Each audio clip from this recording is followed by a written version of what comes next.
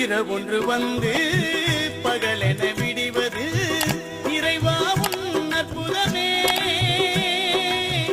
உறங்கிடும் மனிதர்கள் மறுநாள் விழிப்பது தேவாவும் சித்தமே.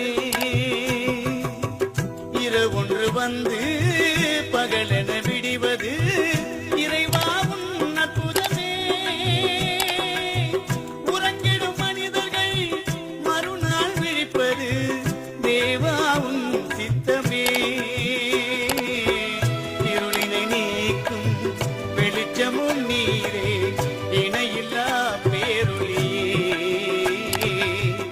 இரக்கத்தை தேடி எவித்திடுவோர்க்கு குறைவில்லா உன் கிருபையே,